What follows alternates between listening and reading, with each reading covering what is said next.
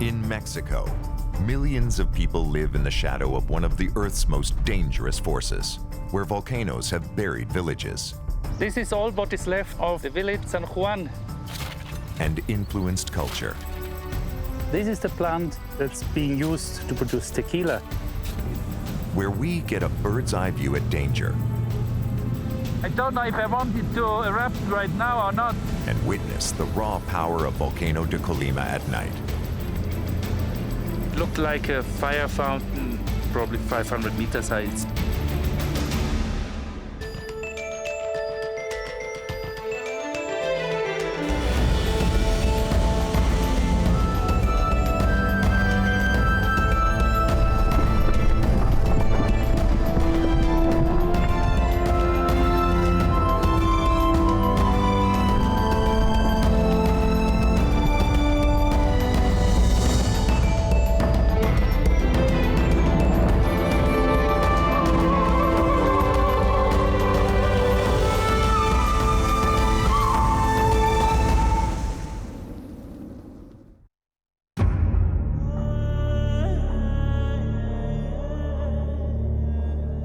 The Earth's continents are moving. Between North and South America, Mexico is being torn apart, bent, and thrust upwards on a slow-motion tectonic roller coaster.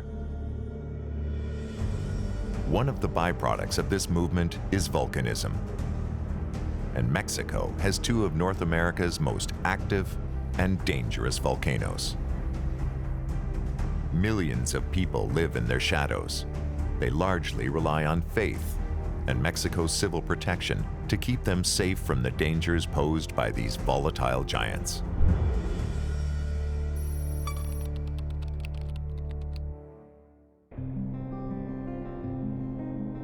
This is Puebla, Mexico's fourth largest city. 1.4 million people live beside the country's biggest, Popocatepetl, which translates into Smoky Mountain. It's an active volcano with an extremely violent past. Volcanoes like Popo are of major interest to volcanologists like Dr. Tom Pfeiffer. Popocatepetl is a massive stratovolcano. In fact, it is not only one of the largest and most active volcanoes in volume and by activity, but it also is the second highest active volcano in the whole of North America. Popocatepetl is a highly explosive volcano. It has had 15 major eruptions since the arrival of the Spanish in the 16th century, and 5 cataclysmic eruptions in the last 10,000 years. Eruptions so massive that the volcano blew itself apart. For 60 years, Popocatepetl remained relatively quiet, but reawoke violently in December of 1994. The first eruptions were quite powerful and sent bombs to 3-4 kilometers distance.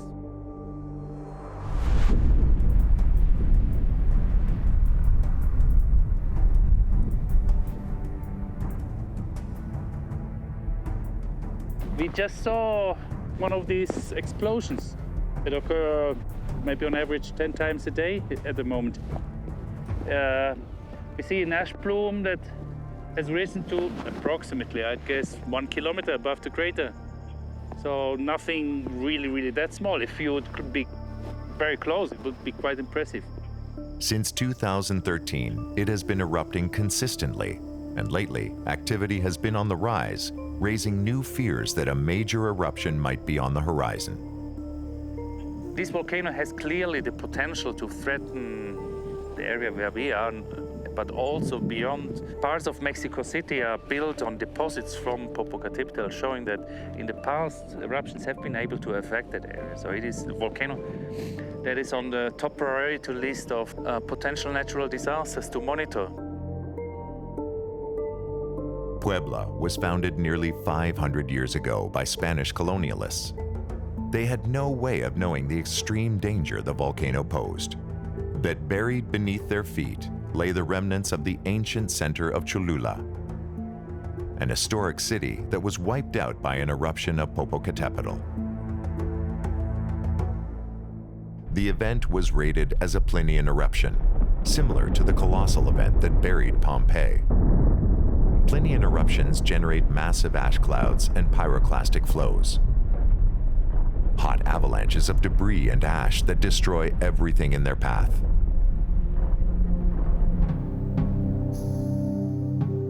When the Spanish colonials started to build the Our Lady of the Virgin Sanctuary, they did not realize that the hill they chose to build on was the ruins of Mexico's largest pre-Hispanic pyramid buried beneath ash and debris.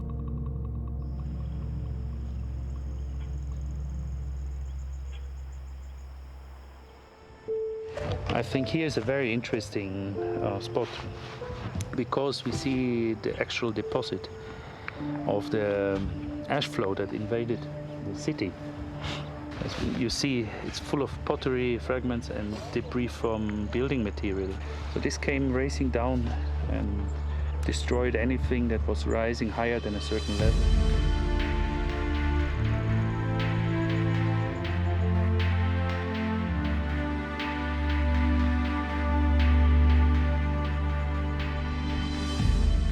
Because of the significance of the 16th century church, only part of the pyramid has been excavated. To access the structure, archaeologists cut tunnels into the volcanic debris.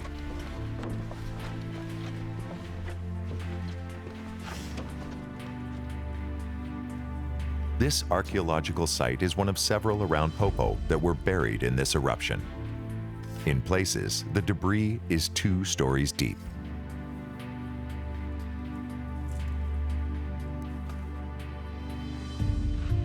Get this claustrophobic feeling with little alleys going here and there, and so I think I have the sense of orientation. We came from there, so we get back onto the main tunnel over there. Yeah, an interesting, eerie feeling. Most of the tunnels are bricked up for support. What Tom is looking for is evidence that the pyramid was buried by ashfall or a pyroclastic flow. Yeah, look, this is part of the old structure. It's clearly built, and this is the loose deposit, the ignimbrite. Ignimbrite is formed from compacted hot ash and material that has flowed off the volcano during an eruption.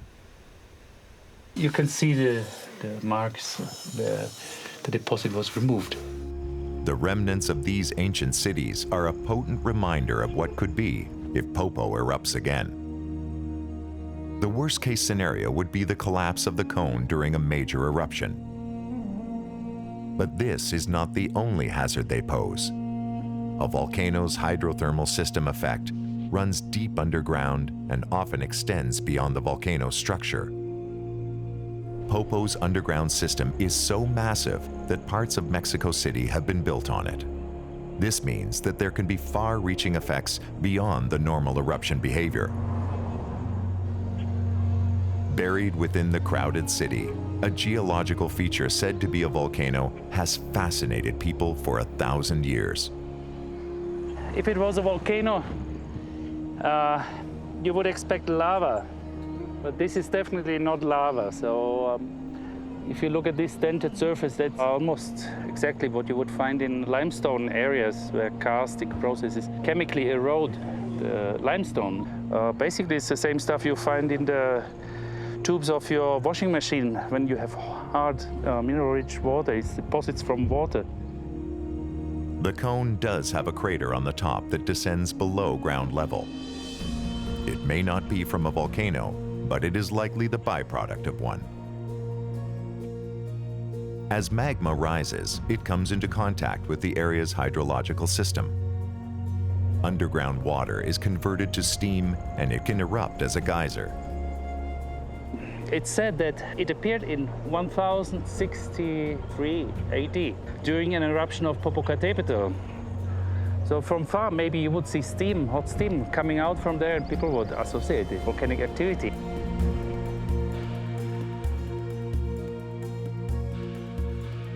Here you see it very nicely how this cone is built up by individual layers, some very thin like here, and you see those typical sinter structures. Deposits left from water that was rich in mainly carbonates. So since its formation, the hydrothermal system that once fed it has apparently changed again.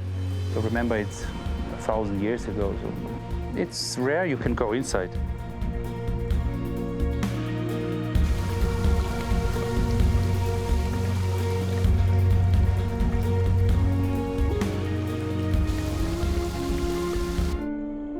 The probability of a geyser or a volcano opening in downtown Cholula or Mexico City is not very high, but it is possible.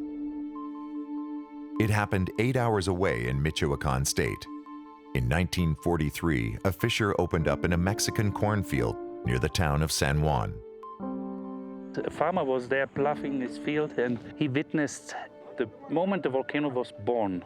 Fissures opened, lava came out, and he probably witnessed rocks being blown out and eventually saw fire. And that must have been an amazing event. The volcano is called Paracutin, and it erupted for 9 years before it went extinct. The event was a field day for scientists. It was the first time that a volcano had been witnessed from its birth to its death. CNN listed it as one of the 7 natural wonders of the world. Paracutin's lava flow was slow enough that most of the people in the area were able to move away before the lava and ash destroyed their homes. With the exception of the stone church, Paracutin completely destroyed the town of San Juan. Today marks the 72nd anniversary of the start of the eruption. As they do every year, the locals mark that day with celebrations. And the ruins of San Juan's church play a major part in that. To get to the church, you can either walk for 2 hours or go by horseback. Wait, for me it's an adventure. I'm not very familiar with horses. Are you gonna be okay? You're not going to throw me to the lava? Go, go, go, yes.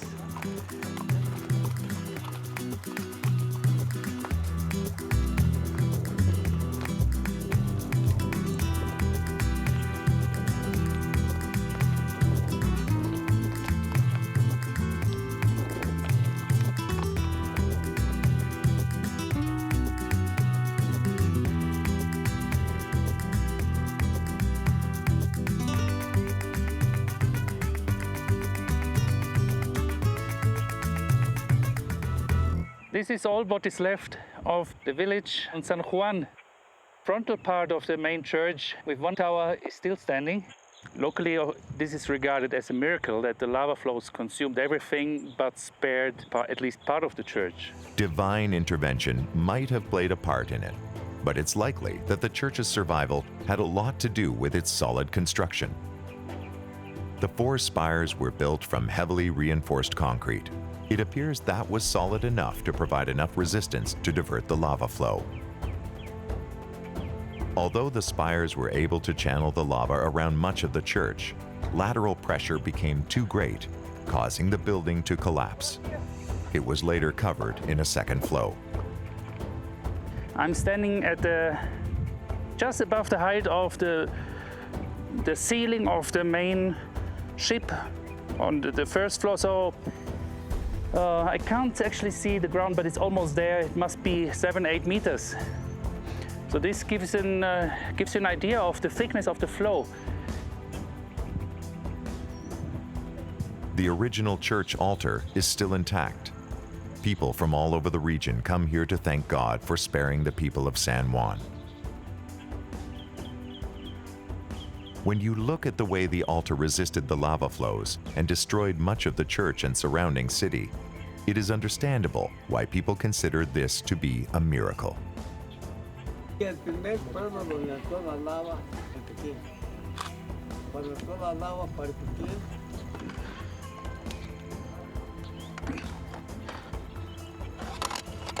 The eruption of Paracutin was so recent that there are still people in the area that remember the event. Y estaba acá este pueblo que está acá arriba, Angawan. Agawan. Sí. See, Pero primero. at the time of the eruption, he was 13 years old, lived in the village up there. People were quite afraid at that time. But they had sufficient time to evacuate their belongings, their goods. Nobody was killed. He said it was constantly raining ash on the villages in the area, and many houses collapsed because of the weight of the ash on the roofs. Patacoutine is what's known as a monogenetic volcano, or a cinder cone, that only erupts once in its life and then dies. But if you look at the landscape here, it is actually the typical kind of activity in this part of the Trans-Mexican volcanic zone. Each cone we see here is basically the result of a similar eruption than the one that occurred 72 years ago. When activity returns, it chooses a new conduit to erupt from, creating a new cinder cone, and that can be anywhere within the vast area known as a volcanic field. Usually, a monogenetic field has between 10 and 100 volcanoes. But here in Mexico, it's unusually large. There are more than 1,000 small cinder cones within the field. Science still doesn't know why magma erupts like this. The working theory is that the ground is soft and there is an unusually high number of underground faults or fractures, so that the magma has easy routes to the surface. Patacoutine over 9 years erupted an estimated total of 1.5 cubic kilometers, which is quite a sizable eruption actually. After spending time looking at the way lava flows reformed the area, Tom continues on to explore Patacoutine's crater.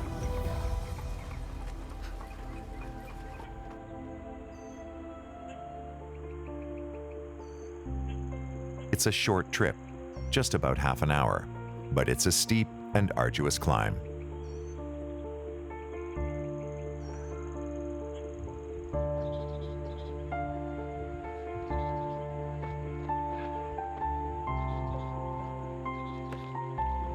So this is it, where during 9 years all this ash that we see covering the slopes, the entire landscape around the lava field essentially. By the end of the first day, the cone was already 5 stories high. The eruption intensified as time went on.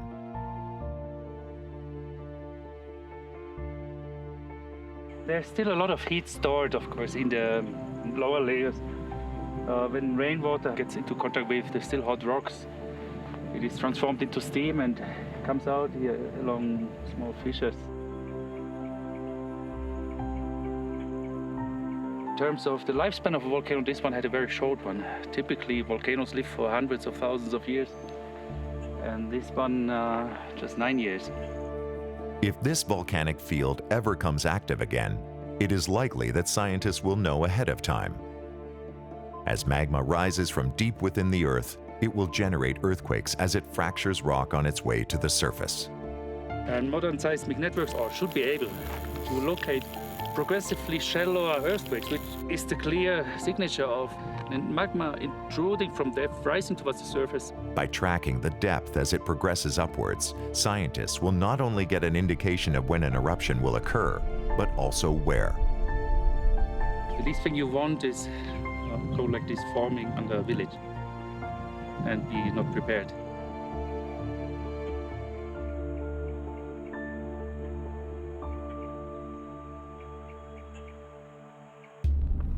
When people hear about volcanoes erupting, the general image is of lava flows rushing towards a city or being buried by pyroclastic flows.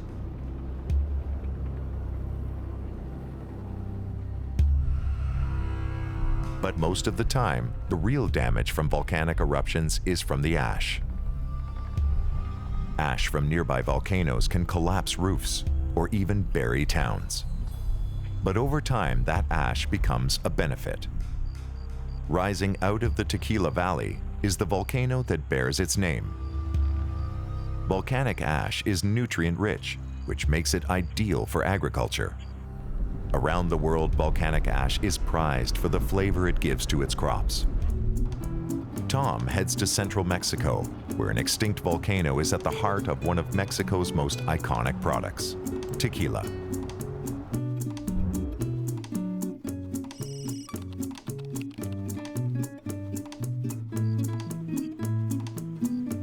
Rising over the valley is the Tequila volcano. Ash from an eruption 200,000 years ago created the fertile valley, which today is lined with rows of a native spiky plant. This is the plant that's being used to produce tequila. It's a special variety of the agave family, the so-called blue agave, because of its color. You have to be really careful with these extremely sharp points of the leaves. So you can easily, they will just punch through your skin. I have a little cut here. Tom is at the tequila producers of Tres Toños, or the Three Tonys, a medium-sized producer in the tequila region. These plants are blue agave and are a succulent, not a cactus. The difference is that the moisture is stored in the leaves and not in the stems or trunks. The blue agave plant prefers the high altitudes found in this region of Mexico. They can grow to the height and equal the weight of an adult human. The method of growing and harvesting has remained unchanged for centuries. The plants are cared for and harvested by humidors. These men have passed down their knowledge about the blue agave from father to son for generations. What we are looking at is actually a tradition that has been around for almost 500 years. Since 1542 is the first recorded production of tequila. And since tequila has become so famous, it has also become a symbol of Mexico. It requires a lot of skill and strength, and it's usually taught from father to son. The agave takes between 7 and 9 years to mature before they are harvested. The position is important. No.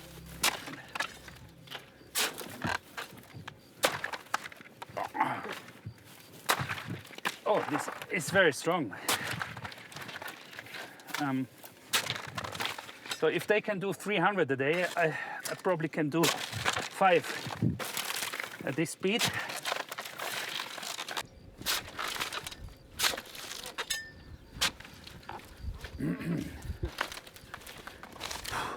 I thought I was getting close, but actually this seems to be the toughest part.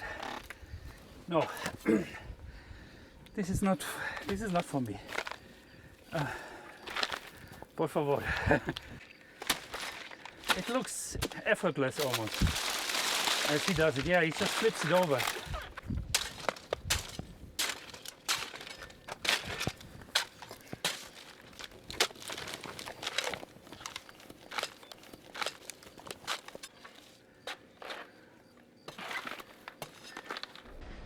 The agave hearts are taken to the plant where they are cooked in autoclaves and then crushed to extract the juices. The juice is then fermented. Inside here is the juice, and it's fermenting, and it's so powerful to see. It reminds of a hot spring at a volcano, actually. After the fermenting stage, the liquid is tested for its alcohol content. This process takes 72 hours. He's measuring the density of the liquid, which is directly proportional to the content of alcohol, because alcohol is light. As fermentation goes on, more alcohol is being produced and the liquid becomes lighter. So during the 72 hours, this floating meter will slowly sink as the density of the liquid in which it is goes down. So at the time it will be here. That means he knows that it contains 55% alcohol and is ready to be distilled. Mexico has the origin of denomination for tequila, which means to be classified as authentic, it must be produced in one of the certified growing locations and must meet a certain standard of quality.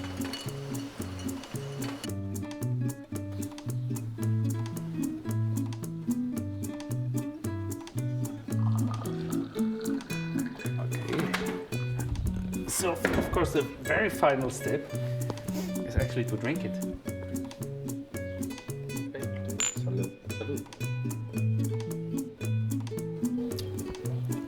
Yeah.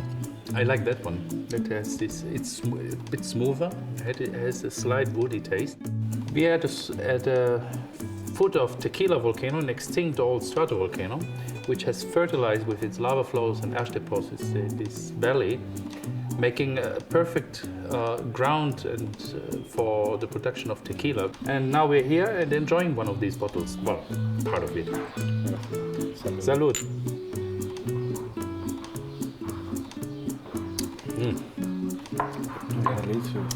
That's very smooth, this one. While the Tequila region remains quiet, Mexico's other active volcano is anything but. Volcano de Colima, or the Colima volcano, has been increasing in activity. In the 3 weeks before Tom's arrival, Colima has had some powerful eruptions, raising serious concerns. Like Popocatepetl, it too has a large population around its base. Nearly 500,000 people live within its danger zone. Given its eruptive history, there is some belief that the volcano is on a 100-year cycle that will culminate in a colossal eruption.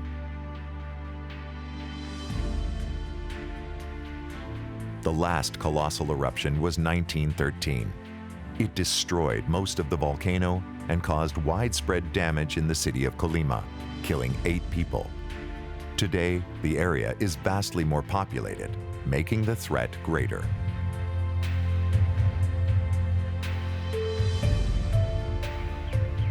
Buenas tardes. Hola, ¿cómo estás? Bien, bien. Ulises. Yo soy Tom. 2 people that live with that danger are photographer Hernando Rivera and Ulysses Chavez, the owner of the cabin. Es perfecto. La vista está muy bonita. Mi amigo, él es fotógrafo. Hernando, sí, Genial, finalmente. sus fotos son estupendas. How's the volcano been in the past days? Active is good for Tom. He's here to photograph Colima for a book he is putting together on active volcanoes. We are maybe, I looked on the map, should be 6-7 kilometers from the distance straight line to the summit. So in case of a major explosion like last time in 1913, we would not be safe here. This area was hit by pyroclastic flows. A large eruption in the next 5 days is unlikely. Although the volcano is going through a phase of high activity, the frequent eruptions indicate to Tom that pressure is not able to build up inside the volcano. And he is well outside the exclusion zone imposed by civil protection. If the intensity increases, or if abnormal activity is detected, Colima's civil protection will increase that zone for everyone's safety. Have you been here before to see the eruptions? Yeah, almost on weekends. I came here and just enjoy the show. It doesn't get more comfortable.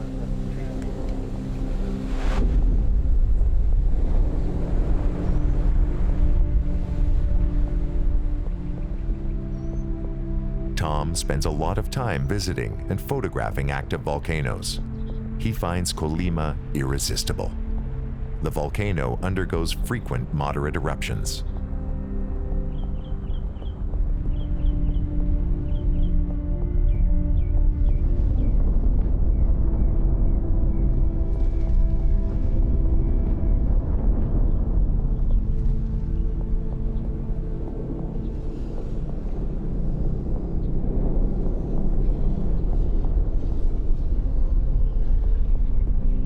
Colima is a stratovolcano, a type of volcano that is made up from layers of ejected material. With each lava flow and ash eruption, the cone gets bigger. This type of volcano is prone to collapse either during an eruption or from erosion. To make matters worse, Colima produces a sticky type of lava that collects at the summit, growing the volcano faster. The result is a much steeper volcano that adds to the likelihood of collapse. Very active volcanoes like Colima often go through periods of destruction followed by rebuilding.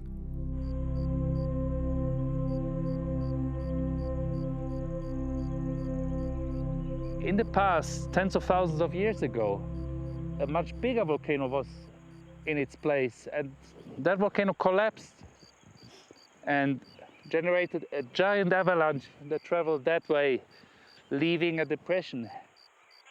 And this one is in the stage of rebuilding its cone. That's why it's so beautiful.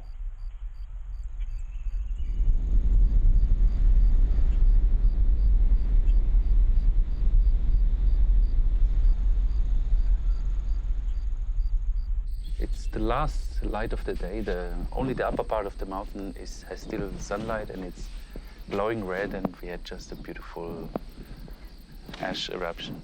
It looked incredibly nice with the blue background of the clear sky and the red ash. A perfect evening.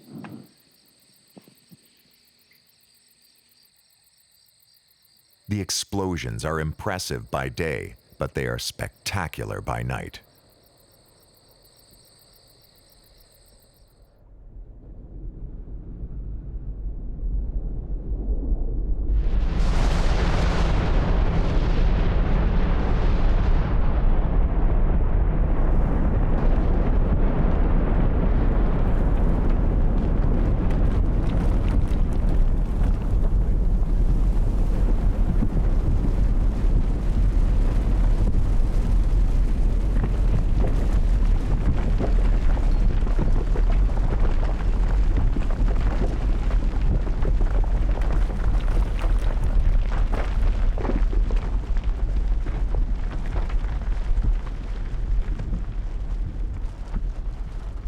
Wow, this was by far the most spectacular eruption so far.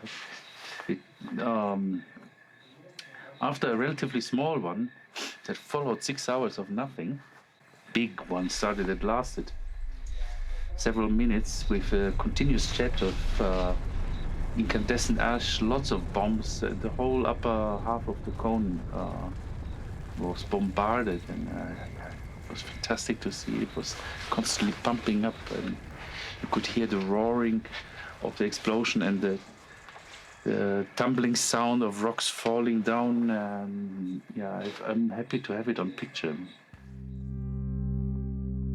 The upper part of the volcano is covered with incandescent material.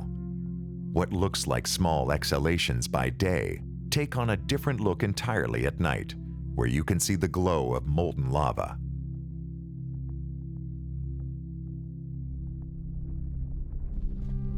Each day at a volcano is different, as it runs through short-term cycles. It all depends on the rate that magma is flowing into the chamber below the crater.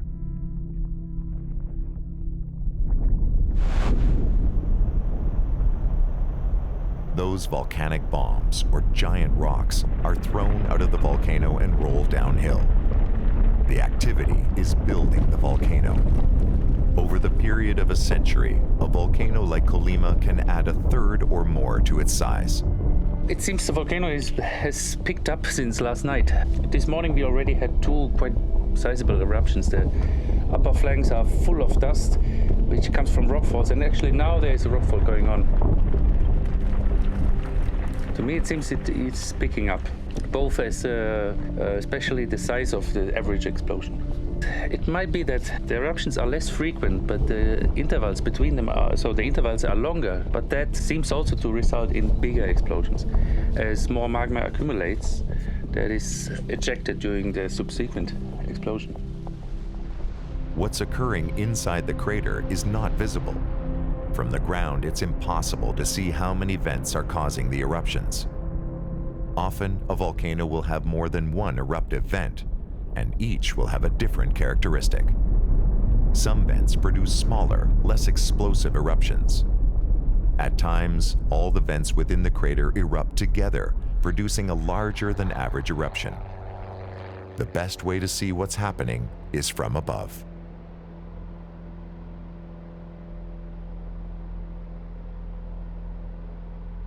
Yes, we have been so lucky that the volcano started to erupt while we were approaching it. A jet of ash is rising from the central crater, and it's still going on after 3-4 minutes, I think. Pilots play an important role in the global reporting of volcanic eruptions. Here, the pilot is requested by the control tower to relay information on the eruption column's height and drift. The height of Esplom's, the pilot with his experience told them it's about 2 kilometers tall, 2 kilometers above the summit, so it means, which is a moderately large eruption actually. This information will be relayed by local air traffic controllers to any passenger planes using this busy corridor. Volcanic ash is incredibly abrasive. If it were to be sucked in by the plane, it can cause the engines to stall. A small turboplane, like the one that Tom is in, is not in danger. The pilot's observation of the summit crater will also get relayed onto the Civil Protection Agency.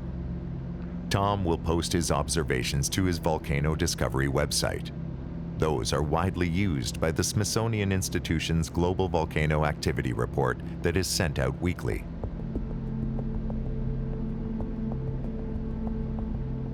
From this vantage point, Tom can see just how steep the volcano is. As they draw level with the crater, they can look right inside. It looks like a large ash pit where material has fallen back in from previous eruptions. And in fact, I'm not sure if I would like to have an explosion right now. We are so close.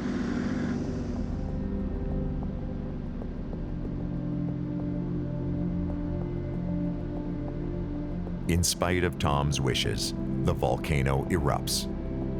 Fortunately, it's not a sudden, big explosion, but something much smaller.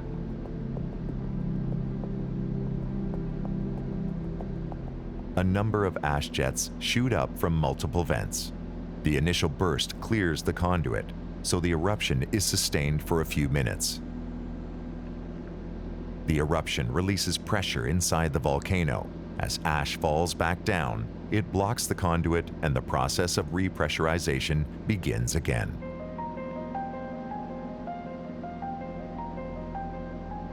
The flight gave Tom a great view of the crater.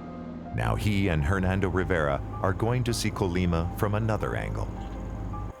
They're heading to the volcano observation post on top of Nevado de Colima, an old extinct part of the complex next to the active cone, which is known by its full name, Fuego de Colima. The area is off limits to the general public, but Tom and Hernando get special permission. Security is tight, and the area is patrolled to keep unauthorized thrill seekers away. They are greeted by members of the Jalisco Civil Protection, who will guide them the rest of the way up the steep roads. The guy is worried if this van makes it, actually. We convinced him to at least try it. We'll see. Well, it's typical for if when you try to access an active volcano, that you have obstacles that are not necessarily in the nature of the volcano, but sometimes, or very often actually, it's the authorities. So apparently the way is very bad and dangerous. Yes. I'm not very afraid of the volcano having an exceptional explosion and affecting us at 5 kilometers distance. I'm actually more worried of a narrow road and this car flipping over and we're landing down there in some gully. Access to active volcanoes varies throughout the world. In Hawaii, you can drive up to Kilauea's active crater, and at Italy's Mount Etna, you can ski the active area. However, once an eruption starts, the skiing is shut down until the eruption stops. I think we're just a little bit higher than the summit of Fuego. Tom is heading to the Jalisco Civil Protection Agency's volcanic observation post on Colima's neighbor. It's an older, extinct volcano that is part of the same complex as Colima. It's an excellent and safe vantage point to monitor the changes at the summit of the active volcano.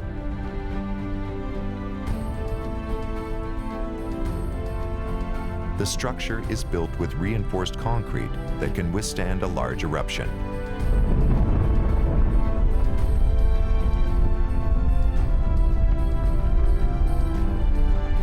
The volcano is still very active.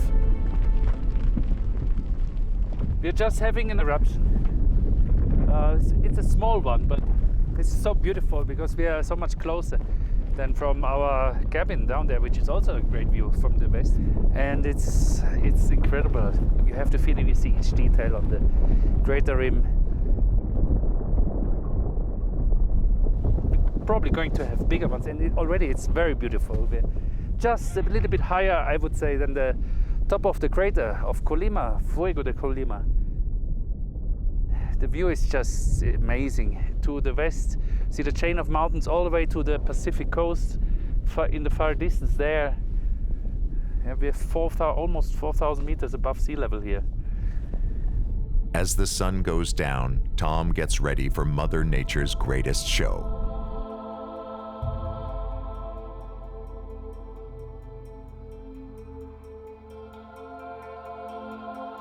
Today, the eruptions have been between 2 and 6 hours apart, so there's nothing to do but be patient and wait. We are here on just facing Fuego volcano, maybe 4 kilometers away. It's 11 or something. Beautiful moonlight, almost no wind.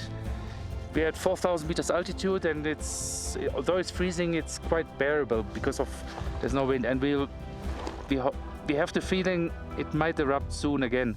There is a little incandescent spot. I guess it's what is left of the most recent lava dome. This glow sometimes increases, but it looks as if it has been quiet for a while, so I have this feeling it might erupt very soon again.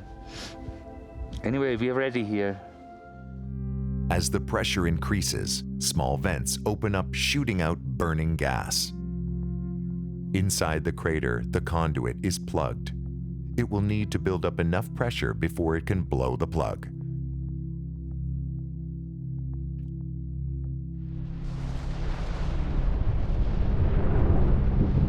This builds to the point it can sustain itself, and an eruption happens.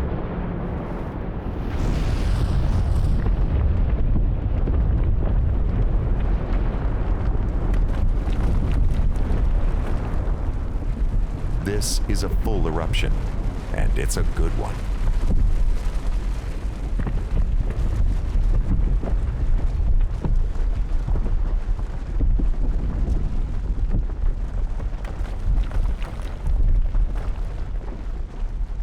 These eruptions can continue for as long as there's pressure in the conduit.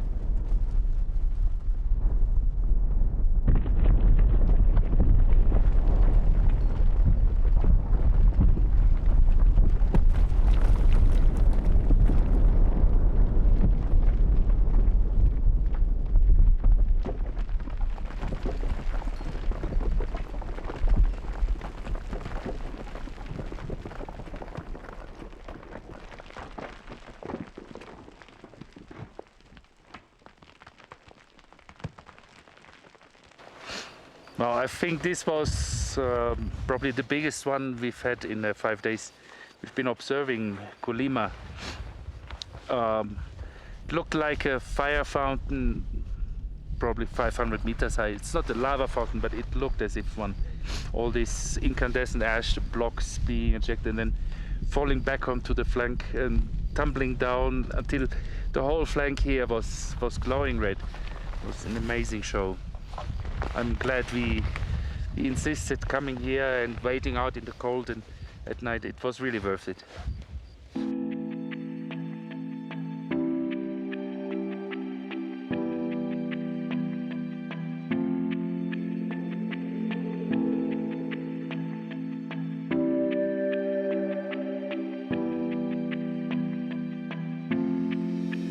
The following morning, the volcano is once again very active.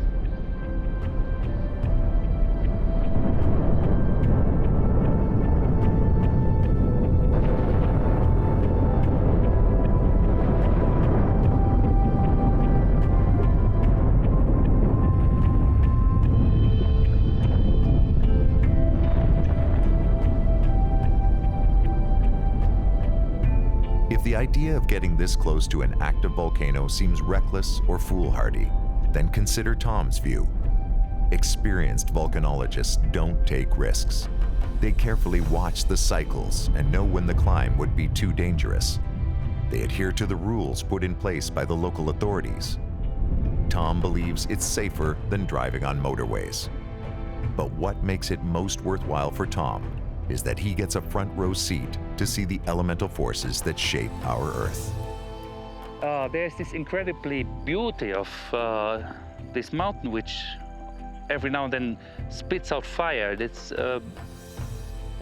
this sense of something much bigger than humans.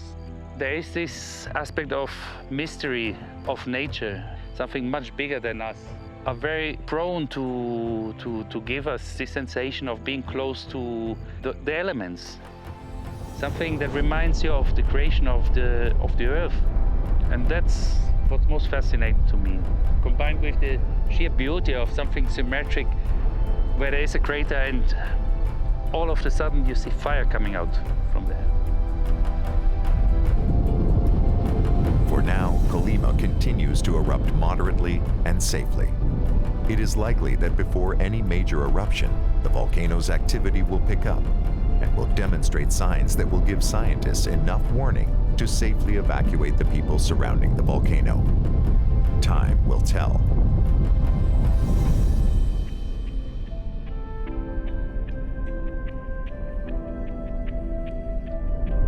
The history of humanity has always been affected and rerouted by natural disasters. We know that certain kinds of volcanic eruptions have the power to bring incredible destruction in moments.